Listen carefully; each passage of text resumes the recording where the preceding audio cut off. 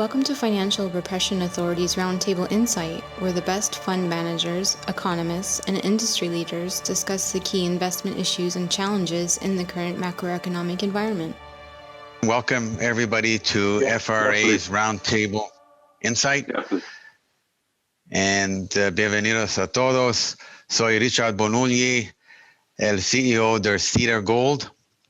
Hoy les traemos este podcast en vivo. Es una discusión sobre las economías de Argentina, España y en adelante la economía global.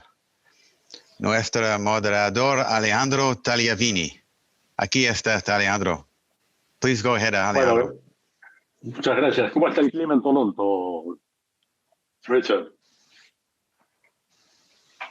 Ok. Bueno, buenas tardes a todos. Muchas gracias por participar. Hoy tenemos un panel realmente de lujo, empezando por Cristiano Rattasi, que es presidente de Fiat Chrysler de Argentina, uno de los empresarios, hace años que lo conozco, y es uno de los pocos empresarios que siempre dice las cosas objetivamente, sin considerar los intereses propios de su empresa, ¿no? Sino que habla siempre más allá de los intereses propios de la empresa y siempre con ideas muy acertadas y muy atinentes. Hola, Cristiano, ¿cómo estás? Aquí estamos.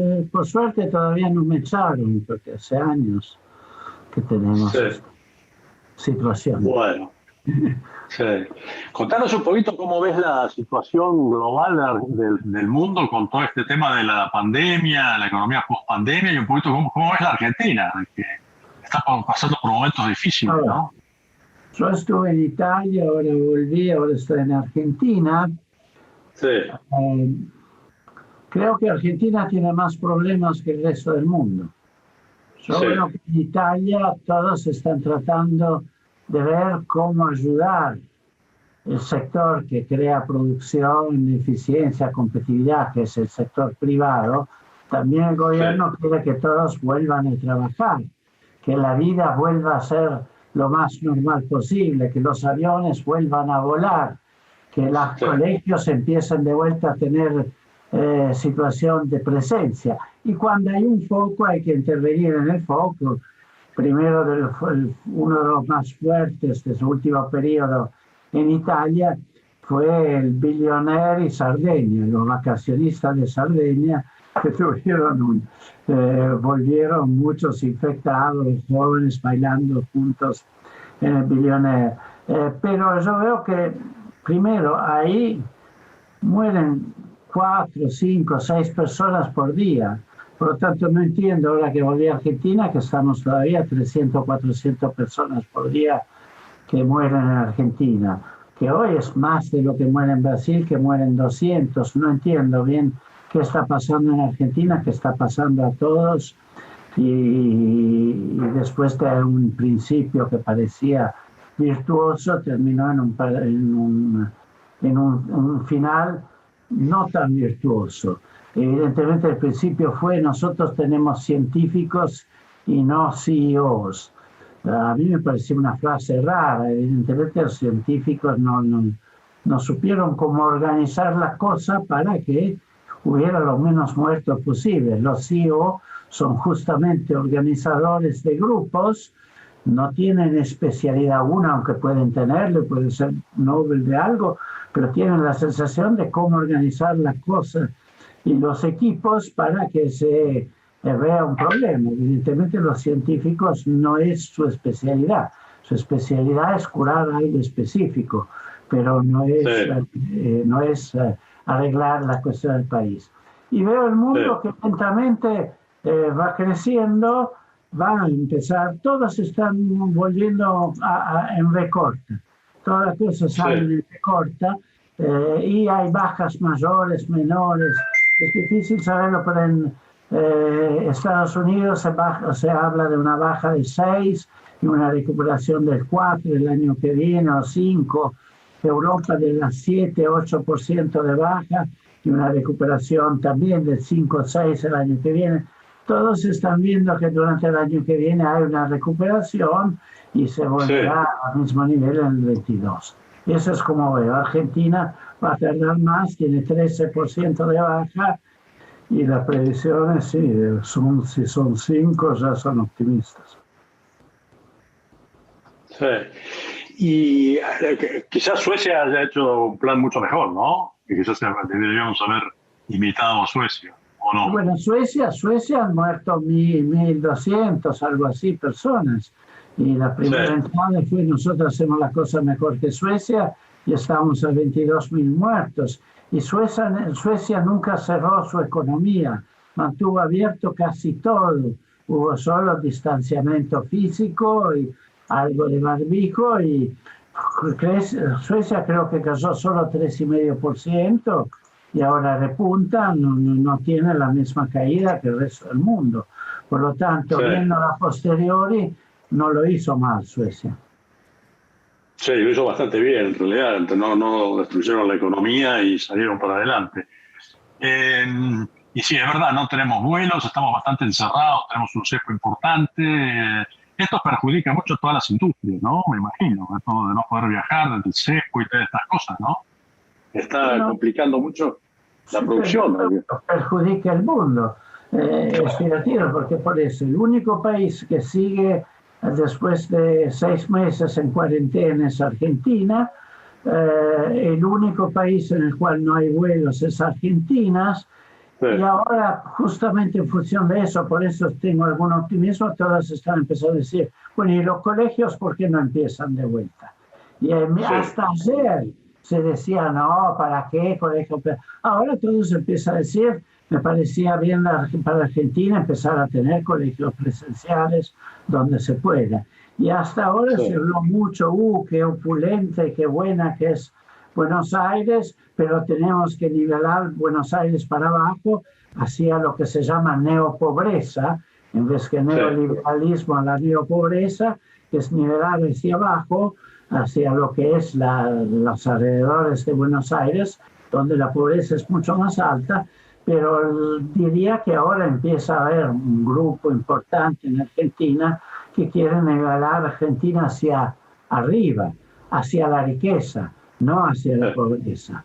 Quiere crear trabajos de calidad que crean riqueza y que saquen el país del 40 y pico % de pobreza que tiene, y todos empiezan a entender que eso lo saca solamente el sector privado.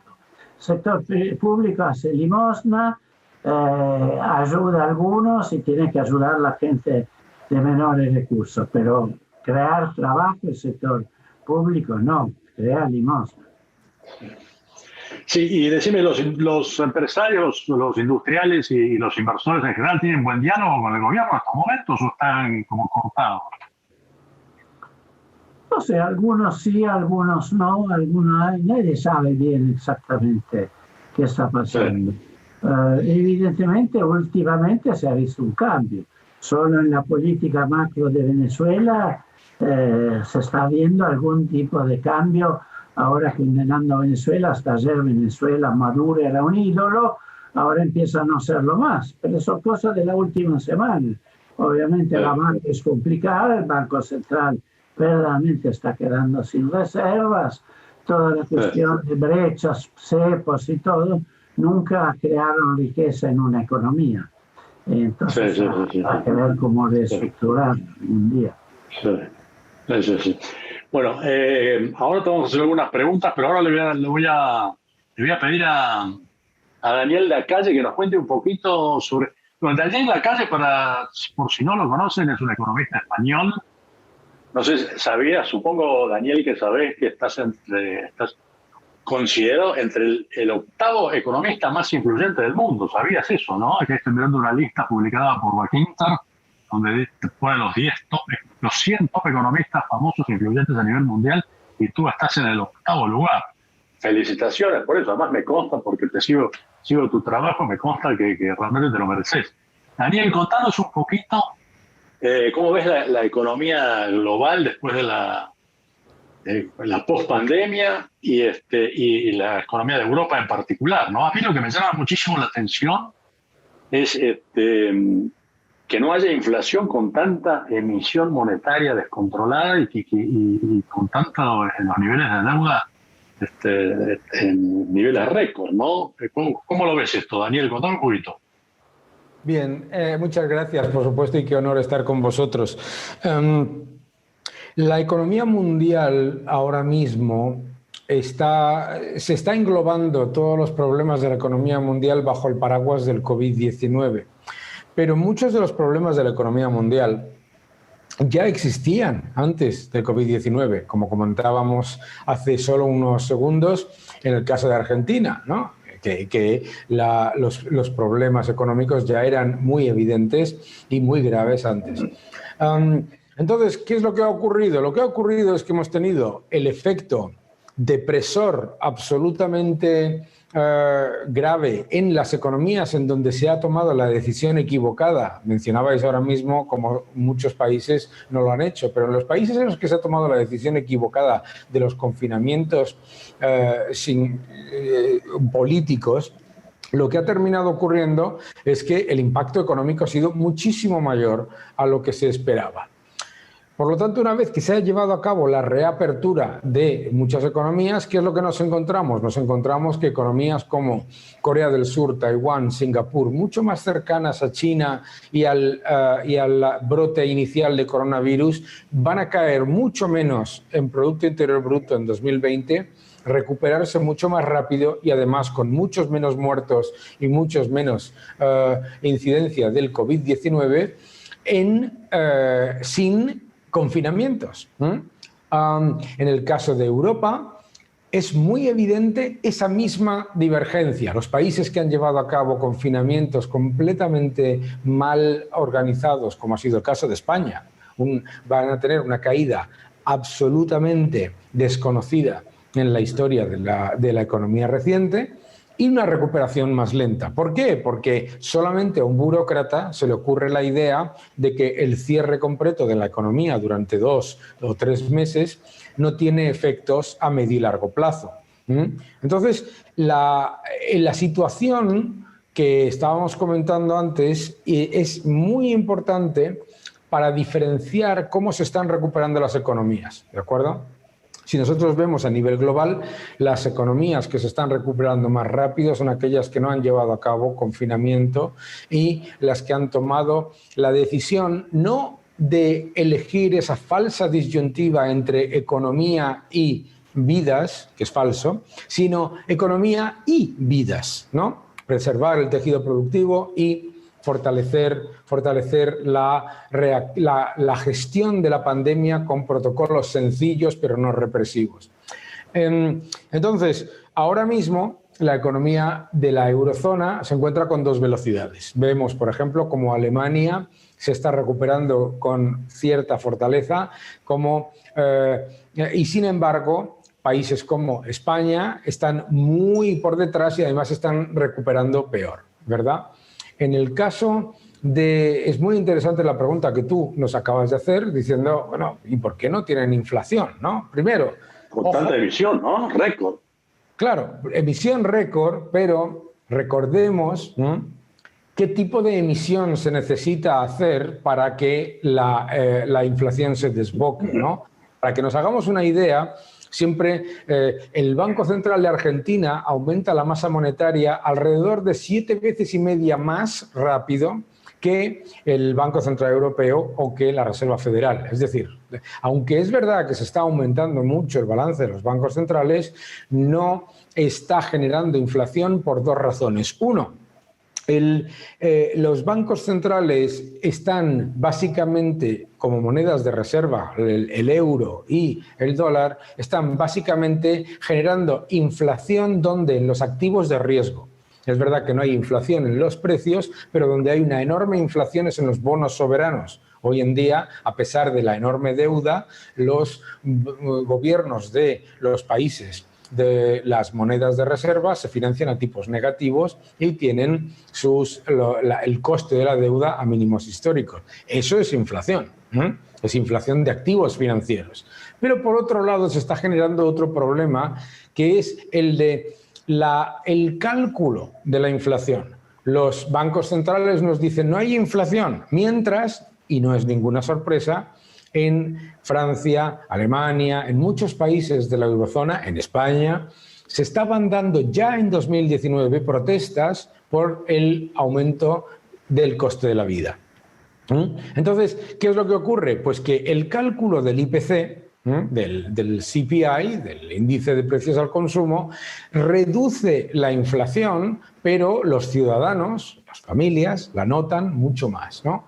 Entonces, en cualquier caso, la inflación es baja porque si tú inyectas una enorme cantidad de dinero para perpetuar gasto corriente y para perpetuar endeudamiento de estados que son moneda de reserva, en realidad lo que estás es exportando parte de tu inflación al resto del mundo y además estás inflando los activos de riesgo. La inflación se crea donde va el dinero y el dinero donde está yendo es a los bonos soberanos. Eso es lo que se está haciendo. Entonces, en realidad se está... A las bolsas, dirías tú, a las bolsas.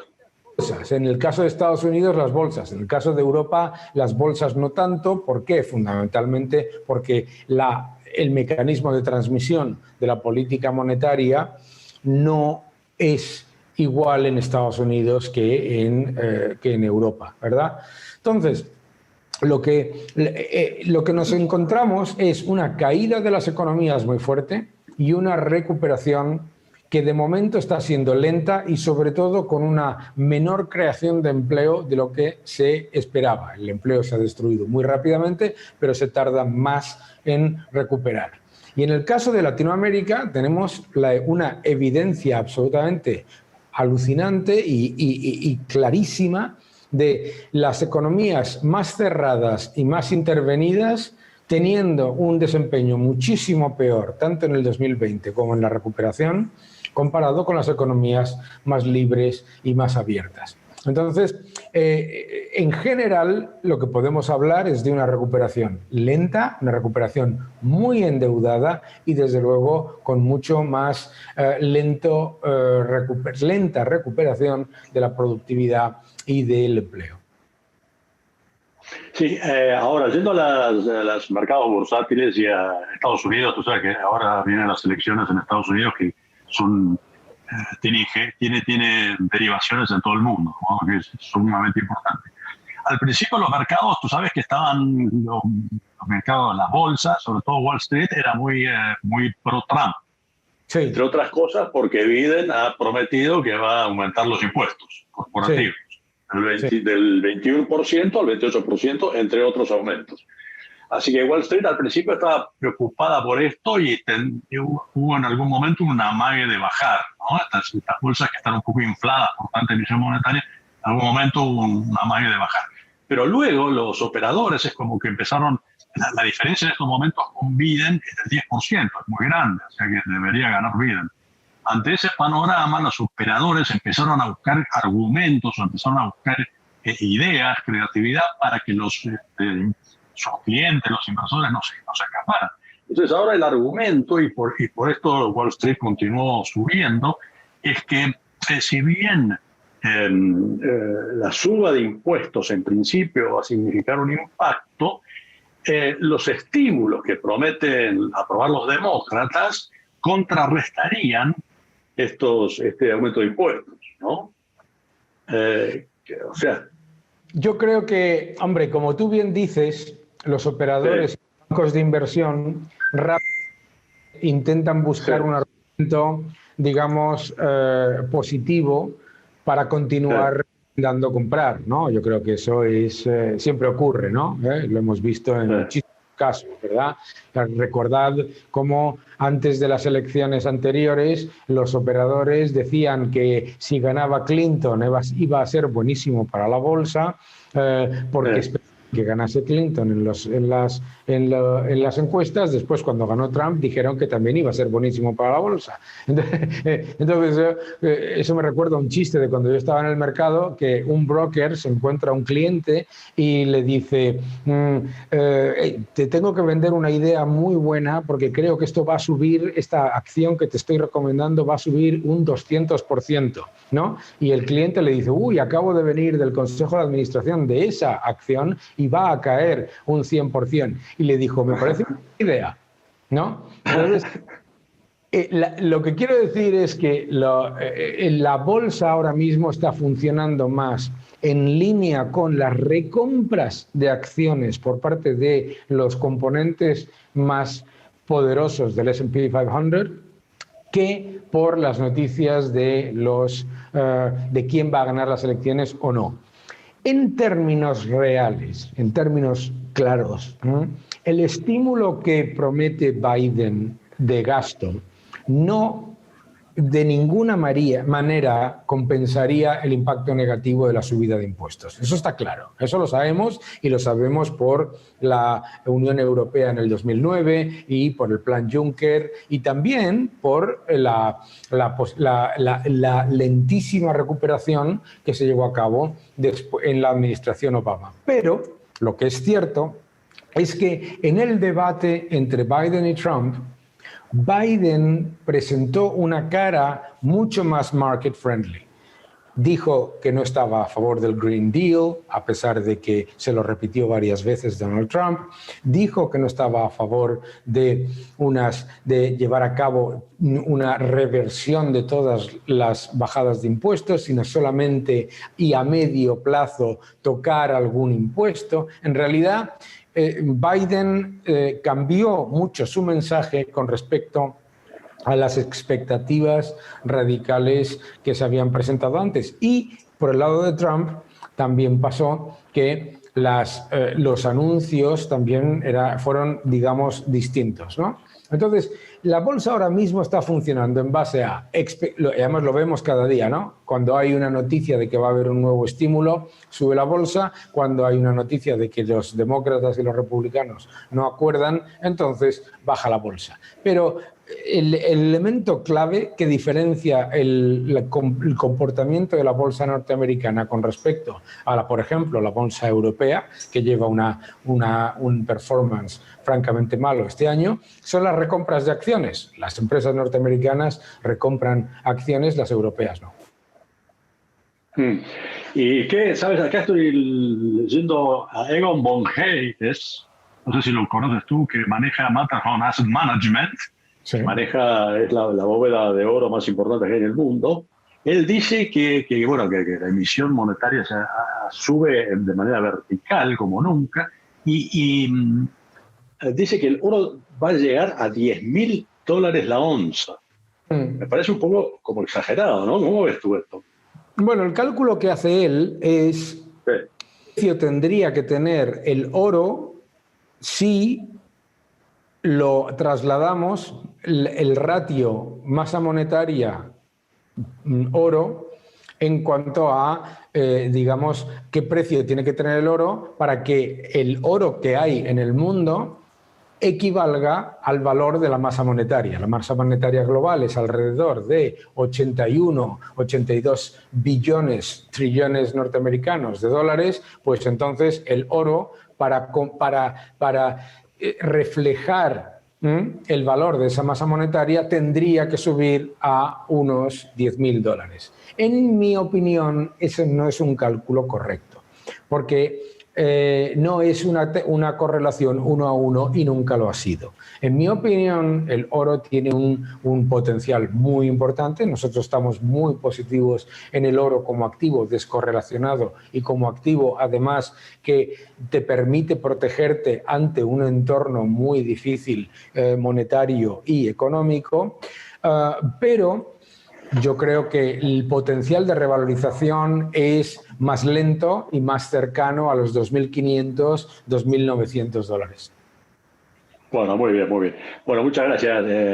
Luego te hago algunas preguntitas más, pero ahora vamos a ver a Ramiro. Tenemos aquí a Ramiro Marra, que es un broker argentino, economista, un broker argentino, para mí uno de los mejores. Además, un youtuber de mucho éxito.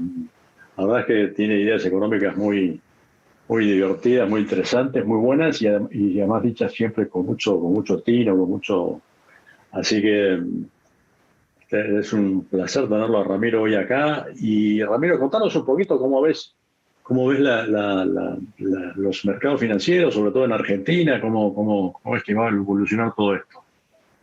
Bueno, en primer lugar, gracias por la invitación. En primer lugar, creo que lo que tenemos que ponernos es en contexto, como vienen hablando, digamos, estamos en un contexto de cuarentena por culpa de una pandemia, pero acá nos compete hablar de la cuestión económica. La economía desaceleró y aceleró al mismo tiempo. Por un lado desaceleró con toda la recesión que estamos viendo, pero cuando empezamos a ver lo que pasó en base a lo digital y todo lo que tiene con la tecnología, hubo un avance de progreso enorme. Y cuando empezamos a ver las valuaciones de las compañías que se dedican a eso, la verdad que es sorprendente lo que pasó. Es más, me imagino en alguien que haya sufrido la crisis de las .com hace 20 años, dice, ¿por qué no me llegó esto antes? O sea, acá lo tenemos a Juan, que es parte de una gran empresa que ayuda a todo este progreso que hubo en la humanidad entera. La humanidad entera, de alguna manera, en esta situación de crisis, se terminó de unir y consolidar la integración. Por más de que nos cerraron las fronteras, por más de que no pudimos viajar, por más de que el comercio exterior se vio afectado, la gente dijo, me siento conectado con gente en otro continente, porque están sufriendo lo mismo que yo. O sea, la integración económica también fue parte de este progreso que tuvimos durante esta situación tan caótica como fue la cuarentena. El mundo empezó a ser uno solo. Por más que nuestros gobiernos y los estados por momentos dicen no, tenemos diferencias comerciales. Por más que el año pasado se hablaba de la guerra comercial. O sea, pasamos a ser todos uno. En un escenario de guerra, como suelen decir. La guerra a veces termina de unirnos. Ahora tenemos que empezar a aceptar que con la cuarentena mucho más flexible en casi todo el mundo, que tenemos que ir todos para un mismo lado, que ya no hay lugar para tener tantas diferencias. Lamentablemente, o sea, si lo vemos desde el lado de lo que pasa desde Latinoamérica, y ya que tenemos acá a gente del otro lado del mundo, el acuerdo de Mercosur con la Unión Europea está bastante caído por circunstancias políticas. Eso es bastante malo para lo que estamos viviendo como sociedad. La verdad que es triste que en un momento donde todos nos sentimos más conectados, veamos que ese acuerdo no haya avanzado. Después, los mercados obviamente están con una volatilidad sorprendente porque vienen también de una especie de, podemos decir, hasta burbuja por los precios que tienen, no de burbuja porque no estén sustentados, sino por lo que está pasando. Creo que Daniel lo dijo claro. O sea, lo que pasa es que la emisión monetaria también genera que los mercados empiezan a tener otras valuaciones. Lo que pasa es que estamos viendo valuaciones de empresas que siguen creciendo, de empresas que siguen generando valor. Entonces también nos confunde un poco, porque vemos estas empresas tecnológicas, las famosas FAANG, Facebook, Amazon, Apple, Netflix, Google y hasta ahora Tesla, que es una empresa que no genera un flujo positivo, que apenas está haciendo sus propias ganancias y la gente, los inversores se ven, digamos, desesperados por tener activos de una empresa que todavía no sabemos qué es lo que va a vender. Nos está contando proyectos. Eso es parte también, digamos, de lo que genera la emisión monetaria. Cuando hay plata en el bolsillo de la gente, dicen, bueno, tengo para consumir y después de consumir tengo que invertir. Pero como el mundo está tan acelerado y la cuarentena aceleró aún más, la gente se desespera. O sea, yo en mi empresa hemos tenido un crecimiento abismal y hasta en mi canal de YouTube, que parece anecdótico, pero es real. O sea, crecí un 100% en cantidad de views, de seguidores, porque el conocimiento también fue un valor que se empezó a generar en este contexto. La gente quiere aprender más, la gente quiere invertir, la gente quiere estar informada.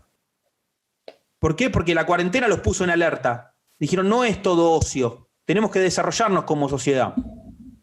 Lamentablemente, ya metiéndome un poquito en el tema Argentina, la Argentina va en contramano de lo que está pasando en el mundo. O sea, la cuarentena le pegó el doble porque ya hace varios años que venimos haciendo las cosas mal. Pero eso no quita que no tengamos que perder las esperanzas y expectativas por lo difícil que sea vivir acá en este territorio. Sí, nombraste a Tesla. Vos sabés que yo a Tesla la vengo siguiendo bastante y le tengo mucha simpatía a Elon Musk por varios motivos, ¿no? Me parece un empresario con ideas muy claras, un tipo muy audaz, un tipo... Y en realidad el tipo está haciendo, son proyectos, pero hace cosas muy interesantes, ¿no? Como SpaceX, que está como privatizando el espacio. Es todo un desafío, todo un avance, ¿no? Con lo cual yo no sé si es tanto humo lo que vende o realmente está vendiendo proyectos importantes, interesantes, ¿no? ¿Cómo ves vos esto? No, por supuesto, por eso aclaré, digamos, que no creo que sea una burbuja como las conocemos, sino más bien, o sea, es esta nueva realidad donde ya no hablamos de revolucionarios, sino de reevolución. Y lo que plantea un poco Elon Musk es un poco ese camino, es el camino de decir, miremos el futuro, miremos lo que está pasando. Pensemos qué hubiera pasado en esta circunstancia de pandemia sin la tecnología. Y la gente empieza a comprar eso porque cree en eso. La gente empieza a creer mucho más en el mercado, lo que le puede generar de valor una empresa, que lo que le puede generar el Estado. El individuo está esperando el nuevo lanzamiento de Apple y el nuevo iPhone, porque dice, el iPhone me trae una mejor calidad de vida. El iPhone me ayuda a mí a desarrollarme en el mundo de los negocios y en mi vida social. Y eso es lo que ven cuando ven a Elon Musk, porque dice, miren que yo estoy pensando cosas que van más allá del hoy. Estoy hablando del futuro. Y como todos estamos viviendo una especie de futuro, hay una ilusión de el futuro es mejor de lo que vivimos ahora. ¿Por qué? Porque lo que vivimos ahora es mejor de lo que vivíamos antes. Sí. Elon Musk vende futuro y además le pone mucha garra, ¿no? Con lo cual lidera. Eso es realmente un tipo con mucho carisma, con mucho liderazgo, ¿no? Y esto está clarísimo. Y bueno, como vos bien decís, durante toda esta cuarentena crecieron muchísimo las tecnológicas. Por ejemplo, Globant, que lo tenemos aquí a Julio Artague, que es el CFO de Globant, que ha crecido espectacularmente. Estoy mirando acá la cotización del día de Globant. En un año subió de $95 la acción a 194, está cotizando en estos momentos. Más de un 100% subió la acción de Globant, una de las empresas, una de las tecnológicas más, uno de los unicornios y una de las tecnológicas más destacadas de América Latina, ¿no? En febrero de este año emitieron 2.3 millones de acciones y fueron 2.5 veces oversubscribed, ¿no? Una cosa realmente lo del Globant es realmente llamativo. Contanos un poquito, Julio, acerca de la empresa, porque la verdad es que es una maravilla lo que están haciendo ustedes y sobre todo desde un país como Argentina que tira todo para atrás, no todo para abajo, ¿no? Es muy, muy notable. Bueno, ¿qué tal, Alejandro? Tengo varios amigos Julio, pero bueno, a mí me llamaron Juan. Juan, perdón, Juan Artigas. No, tranquilo. Sí, claro. Bueno, mirá, nosotros como estaban comentando recién, somos una compañía que cuando la crisis se manifiesta fuertemente en Europa primero, después en Estados Unidos, sobre finales de febrero, principios de marzo, empezamos a ver distintas cosas en el mercado, ¿no? Compañías de rubros como las aerolíneas, las compañías de cruceros, de hotelería, enseguida fueron impactadas y frenaron. Y otras compañías como que dijeron, bueno, a ver, ¿qué va a pasar acá, ¿no? ¿Para dónde va el mundo? ¿Cuándo se va a solucionar esto? ¿Y qué tengo que hacer para salir adelante? Y ya enseguidita, 1 o 2 meses dentro de la crisis, lo que empezamos a ver es que el mundo iba hacia lo digital. Cada vez más, todo desde casa, como decía Ramiro, como decían los otros colegas, cada vez más se planteaba la necesidad de divertirse o entretenerse desde casa, darle educación a nuestros hijos desde casa, comprar prácticamente la comida, cualquier cosa que uno quisiera y que se le envíen a casa, pagar y hacer cualquier transacción financiera desde casa. E incluso nosotros como compañía salimos a buscar capital en el mes de junio, hicimos un follow-on en 9 días desde casa. Entonces todo eso lo que ha llevado es que la gran parte de nuestros clientes, compañías globales alrededor del mundo, hayan visto en la transformación digital una herramienta que les iba a permitir subsistir y evolucionar hacia adelante, ¿no? Entonces, lo que se está viendo ahora, y quizás uno de los drivers de estas cosas que están pasando con las cotizaciones de las tecnológicas, es una aceleración de la transformación digital, algo que estaba ocurriendo, que era esperado que ocurriera, pero que con el COVID se aceleró sustancialmente, ¿no?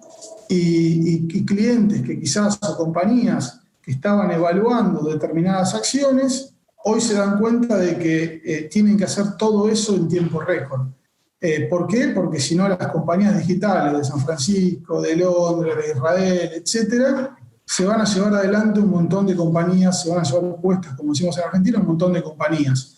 Eso nos ha permitido volver a recuperar el negocio. Si ustedes miran, nosotros en el segundo trimestre del año tuvimos un impacto en nuestras ventas, producto del COVID, pero ya lo que le guiamos al mercado para el quarter tercero ya estaba de alguna manera recuperando todo ese impacto que habíamos visto. Y como decíamos acá, ¿no? Claramente hay una evolución en el mundo hacia lo digital, hacia lo tecnológico. Hay que ayudar a las compañías más tradicionales en esa transición, y ahí está parado Globant para dar servicios alrededor del mundo. Hoy estamos en 16 países, la mayoría de nuestras ventas viene de Estados Unidos, alrededor del 70%, el resto viene de Europa y un poquito de Latinoamérica, y tenemos alrededor de 13.000 empleados distribuidos alrededor del mundo en este momento. Todos trabajando de casa, el 100%. O sea que el mayor mercado de ustedes hoy es Estados Unidos, el mayor consumidor. Desde el día 1 de la compañía, Estados Unidos fue nuestro foco en términos de ventas, lo cual nos ha ayudado mucho también, ¿no? Porque al estar compitiendo día a día en el mercado americano, eso nos hizo mejores, más fuertes, y nos permite también ir a otros países en el mundo a ofrecer nuestros servicios que ya están probados porque los compran las compañías más grandes del mundo. Nuestro principal cliente desde hace muchos años es Disney, una compañía que claramente es una líder en el mundo del entertainment, y bueno, tenemos grandes compañías también como clientes. Sí, vi que hace poquito hicieron una presentación junto con el cofundador de Apple, Steve Wozniak. ¿Están trabajando mucho con Apple ustedes o qué? Mira, nosotros justamente tú te estás refiriendo al evento Converge, que es un evento que históricamente se hacía de manera presencial, es nuestro evento tecnológico más importante, lo hacemos en distintas ciudades alrededor del mundo. Esta vez nos tocó llevarlo a un totalmente digital. Fue probablemente el más exitoso de todos los que hemos hecho en el pasado. Steve fue uno de los speakers principales porque el evento fue alrededor de inteligencia artificial y de cómo usar la inteligencia artificial, por ejemplo, para mejorar la manera en que se hace código, ¿no? Que los ingenieros y los desarrolladores pueden desarrollar o hacer código de una manera más productiva, con menos errores, más rápido, etcétera, etcétera. Entonces, junto con Steve se estuvo hablando de esos temas, ¿no? Y con Apple, puntualmente, estamos en tratativas, digamos. ¿Y con Amazon tienen algún tipo de colaboración o qué? Nosotros trabajamos sobre AWS, que es una de las plataformas cloud, de la misma manera que trabajamos sobre Google Cloud. Digamos que Amazon vendría a ser un proveedor nuestro, mayoritariamente. De las compañías tecnológicas que son clientes y que podemos mencionar, están Google, están Facebook, está Twitter y algunas otras también. Escúchame, además de que las pandemias y las cuarentenas y todo esto ha favorecido mucho el home working, no sé qué, ha favorecido mucho las tecnologías. ¿Cómo ves la injerencia de los gobiernos en las tecnológicas? Hay muchas trabas, están complicándoles la vida, cada vez está más fácil el tema. No, bueno, a ver, cada país es una situación particular. No es lo mismo una compañía de producto que una compañía de servicios. Las compañías de producto, en general, es donde los gobiernos están poniendo más atención para entender cómo se está usando y para qué se está usando ese producto, ¿no? O sea, hasta dónde se está metiendo en la vida privada de la gente, hasta dónde se está transformando en un monopolio, hasta dónde hay prácticas abusivas, ese tipo de cosas, ¿no? En compañías de servicio no están así, no hay tanta injerencia, no hay tanta porque en definitiva nosotros trabajamos para compañías tecnológicas, para compañías tradicionales, trabajamos para los bancos más grandes del mundo, trabajamos para las compañías de retail más grandes de la línea, más grandes del mundo, ayudándolas a convertirse para acercarse y crear procesos muchísimo más digitales, muchísimo más cercanos a la gente, ¿no? En estos días de pandemia. Con lo cual, desde nuestro lado, no hay una mayor interferencia de los gobiernos. Sí, o sea que, bueno, por suerte, yo creo que los gobiernos tienen bastante respeto por el desarrollo tecnológico y todos intentan apoyar esto, ¿no? Nosotros, Alejandro, pensá que sí. somos compañías que generamos mucho empleo, o sea, somos mano de obra intensiva, con bajo requerimiento de capital y que traemos dólares a los países a donde estamos, ¿no? O sea, somos exportadores netos significativamente. Entonces, en general, uno nota que los países tratan de apoyar y de empujar estas industrias porque son industrias del futuro que generan mucho valor agregado, generan dólares y generan mano de obra calificada. Sí. Escuchá, bueno, desde el punto de vista financiero, obviamente global, le están dando muy bien. ¿Y en qué están pensando en invertir? ¿En qué están mirando hacia el futuro? ¿Qué inversiones están pensando? Sí, nosotros estamos, desde distintos lugares, ¿no? Estamos haciendo fuertes inversiones en Europa para transformar a Europa en algo mucho más grande de lo que hoy es para nosotros. Hemos estado contratando y creciendo fuertemente en España, en Inglaterra, recientemente abrimos oficinas en Alemania, a principios de año abrimos en Francia, estamos empujando mucho Suiza y también estamos haciendo lo mismo con Singapur, ¿no? O sea, estamos por un lado no quedándonos con el crecimiento y la oportunidad de Estados Unidos y el resto de Latinoamérica, sino estamos yendo a buscar también la oportunidad de Europa y de Singapur. Lo estamos haciendo fundamentalmente de manera orgánica, pero Globant siempre también se ha apoyado con algunas adquisiciones puntuales. La más reciente hemos adquirido una compañía que se llama GA, Grupo ASA, históricamente conocida, con presencia fuerte en Argentina, México y Brasil. El año pasado hemos comprado una compañía en Colombia, también con presencia en Brasil y México. Y estamos constantemente viendo oportunidades, cosas que nos puedan agregar nuevas tecnologías, que nos puedan agregar exposición a nuevas industrias o a nuevos países o nuevas regiones, ¿no? Entonces, fundamentalmente somos una compañía que crece orgánicamente, así lo hemos venido haciendo, pero nos apoyamos en transacciones de M&A eventuales que cuando lo creemos que tiene sentido. Bueno. ¿Alguno de ustedes tiene alguna pregunta para hacerle al otro? Si no, Cristiano, todo esto del desarrollo tecnológico y de Tesla y los autos eléctricos y demás, ¿cómo lo ven eso en Fiat Chrysler? Bueno, esa es una pregunta complicada de contestar. Es toda una evolución. Todas las nuevas plataformas tienen ya prevista la electrificación, las que están haciendo de ahora en adelante. Ahora, ¿cuánto pasará al híbrido, cuánto al eléctrico, con qué velocidad? No lo sé, la verdad no lo sé. Algunos dicen más rápido, otros menos. Lo que sí que se va a hacer la electrificación. Pero después hay para camiones, algunos hablan de hidrógeno, de gas y no enseguida eléctrico, pero la verdad que el mundo está cambiando fuertemente. Eso toca menos a América Latina, que no está justo en la misma velocidad tecnológica que están los grandes países centrales, pero sigue de cerca.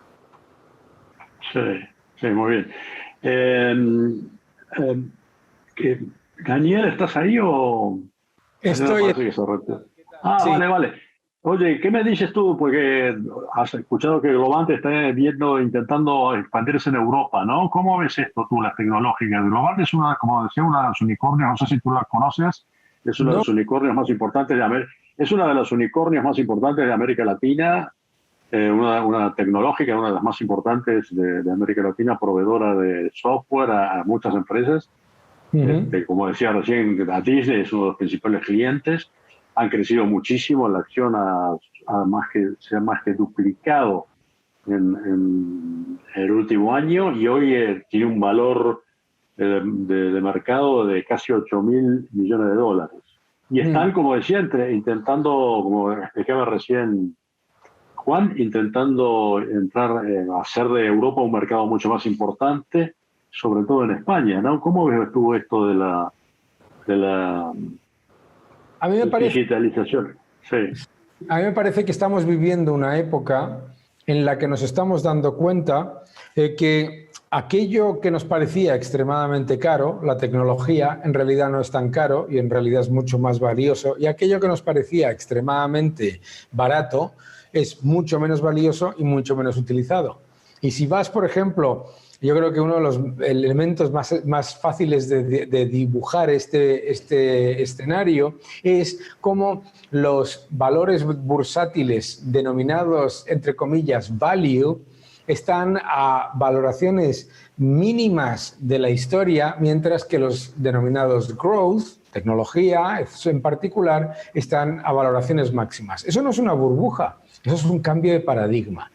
Y lo que estamos viviendo ahora mismo, y yo creo que este entorno que estamos viviendo ahora, esta charla que estamos teniendo entre muchos países vía Zoom, nos está demostrando es que la interconexión entre los consumidores y los productores y el acceso a bienes y servicios vía tecnología acaba de empezar. No tenemos ni idea de dónde vamos a llegar y pensamos, por eso, que parece extremadamente caro.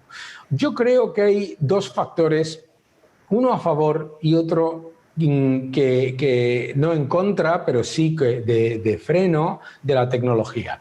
El factor a favor es la evidencia de que genera muchísimo mayor beneficio para los clientes, para los consumidores, muchísima mayor calidad de vida, etc. No somos capaces de valorar en el Producto Interior Bruto el valor de este teléfono. Porque en el Producto Interior Bruto el valor de este teléfono aparece por la suma de sus componentes, pero el valor para mí como usuario y para cualquiera de nosotros es muchísimo mayor. Y cuando hablamos muchísimo mayor es múltiplos. Entonces, por un lado tienes el apoyo de los consumidores, el beneficio innegable para los clientes y además el tejido de una red global que pone inmediatamente el servicio más eficiente en las manos del consumidor más exigente. Todo eso está muy bien. ¿Cuál es la barrera? La barrera son los gobiernos. ¿Por qué? Los gobiernos están obsesionados con la inflación y la tecnología es desinflacionista. Lo que yo pago por servicios, bienes y... De hecho, el otro día le contaba a mis alumnos que mi primer trabajo en el mercado bursátil lo hace ahora una aplicación gratuita, ¿vale? Que era recopilar datos de precios. Lo que quiero decir es que los gobiernos que están obsesionados con la inflación y a la vez están obsesionados con perpetuar los sectores mal llamados estratégicos, que son los que están más cercanos al gobierno, están viendo la tecnología como una amenaza en vez de como una ventaja. Piensan que la tecnología va a destruir empleo cuando nos están demostrando que crea mucho más empleo. Piensan que la tecnología va a destruir inflación, y eso es verdad que lo hace, claramente. Y sobre todo, ven que la tecnología destruye el poder de intervención de los gobiernos, hasta tal nivel que en países totalitarios donde el gobierno intenta controlarlo todo, sea Venezuela o tantos otros, es imposible hoy en día que no permee la tecnología hacia el ciudadano medio. Entonces, a mí me parece maravilloso y yo creo que estamos... Y el debate que hablábamos antes entre el coche eléctrico y el coche de combustión fósil o combustión, para mí es un debate estéril. Yo le llamo el debate entre VHS y Betamax. Porque estamos pensando en el aparato, igual que con el vídeo, el VHS y Betamax. Ninguno de nosotros hoy, mientras estamos hablando, alguno a lo mejor todavía tiene un reproductor de videocassettes, no lo sé, pero será por una cuestión más bien de nostalgia. Pero ha desaparecido. La tecnología no debería centrarse en cuál va a ser el aparato, sino en cuál va a ser el servicio. Y yo creo que ahí es donde aplicaciones como las que nos están presentando, servicios como los que nos están presentando, están poniendo en común muchísimo más beneficios para los clientes y para la sociedad de los que el debate entre un activo u otro, un VHS o beta, coche eléctrico o no coche eléctrico, funciona. El problema del coche eléctrico hoy es muy claro. Hablabais hace un momento de Tesla. Es imposible implementarlo de la manera en la que sería necesario para que sea un porcentaje del parque total suficiente. Eso está claro. Pero bueno, eso no nos debe quitar la imagen de que lo que está pasando en el mundo del transporte es una revolución tan importante como la de los aparatos. Yo soy un gran defensor de la tecnología y sobre todo un gran defensor de que esto que estamos viendo ahora en tecnología no es una burbuja como lo que vivimos en la época de los 90. Y no es una burbuja, pero sí. Vale, okay. Dime. No, dime. Dejaros, pero bueno, no quería dejaros sin deciros que muchísimas gracias por participar en este panel, pero es que voy como un absoluto loco y solo tenía una hora con vosotros. Un fuerte abrazo a todos. Vale, muchísimas gracias por participar, Daniel. Ya nos veremos en otro momento. A ver si voy a Madrid pronto. Y eso es, que nos podamos ver. Y yo a Argentina, que tengo unas ganas de volver que no os podéis ni imaginar. Claro, a ver si vienes. Gracias, un abrazo muy grande, muchas gracias. Bueno, Juan, ¿qué te pareció la exposición de Daniel? Muy optimista con respecto al crecimiento de la tecnología en Europa, así que me parece que ustedes ahí tienen un mercado importante. La verdad que es algo global, ¿no? O sea, en Latinoamérica mismo también uno se sorprende el nivel de inversión que estamos notando, el nivel de la globalización es realmente muy clara en el mundo de la tecnología. Los bancos, las compañías de retail, las compañías son globales en la mayoría de los casos y están empujando Latinoamérica, Europa a los mismos niveles que están empujando Estados Unidos, ¿no? Y ahí está la oportunidad. Pues bueno, el mercado, las acciones suben, bajan, pero claro que sí hay algo de largo plazo. Es la tendencia hacia una mayor digitalización de la economía, a una mayor digitalización de la relación entre las empresas y los consumidores, los usuarios, y eso genera un ámbito de oportunidades para compañías como Globant, que de alguna manera intermediamos o ayudamos en esa transición para acercar a las compañías y a sus usuarios. Bueno, Cristiano, ya nos queda muy poquito tiempo. ¿Quieres decir algo para despedirte? No, creo que fue muy interesante. Es bueno escuchar lo que piensa todo el mundo. Muchas veces estamos encerrados en los problemas de Argentina, pero la verdad que muchas veces los problemas de Argentina son diferentes del resto del mundo porque estamos años luz de problemas. Italia está mucho mejor. Tú vienes de ahí ahora, ¿no? No, Italia no hay problema. La gente quiere trabajar. Hay problemas como siempre hay en Italia, la deuda pública es muy alta, el gobierno a veces tiene ideas, quiere que los privados trabajen, pero a veces tiene ideas medio raras, por ejemplo con Alitalia y compañía, y no llega a encontrar la solución a un problema que ya dura hace 20 años, pero cerrar Alitalia es contra... no lleva votos, entonces se sigue, por ejemplo, un problema como Alitalia de cerca. Pero la verdad, todos están tratando de ver cómo se avanza de vuelta y eso es lo más importante. Sí. Bueno, Ramiro, tú algo para despedirte y ya nos vamos yendo porque se nos acaba el tiempo. Me quedo con el concepto que planteaba Daniel, el cambio de paradigma. O sea, la verdad que estas circunstancias de crisis que nos toca vivir como humanidad nos dan la posibilidad de potenciar lo que se venía viendo en los últimos años y de pensar que el futuro siempre tiene que ser mejor que el presente y que eso es un poco lo que estamos viviendo ahora a pesar de todas las circunstancias. Bueno, muchísimas gracias a todos por participar y los dejo a ver. Richard, ¿tú tienes algo más para decir para cerrar todo? Richard, ¿estás ahí? Sí. Richard, vale. Yes. Oye, muchas gracias a todos, Alejandro, Cristiano, Juan, Ramiro. Bueno, muchas gracias a todos y espero que podamos encontrarnos de nuevo pronto. Hasta luego y abrazos. Chao, hasta luego, gracias. Adiós. Hasta luego, gracias a vos. Hasta luego, gracias. Gracias. The FRA Roundtable Insight Show is for informational and educational purposes only and should not be considered as a solicitation or offer to purchase or sell any securities. The investments, investment strategies, and investment philosophies discussed or presented on the show each involve their own unique risk factors which are not discussed on the show. Any discussions among the panel participants or responses to listener inquiries are based on the personal opinions of the panel participants and do not take into consideration the listener's suitability, objectives, or risk tolerance. Please be advised that you invest or speculate at your own risk.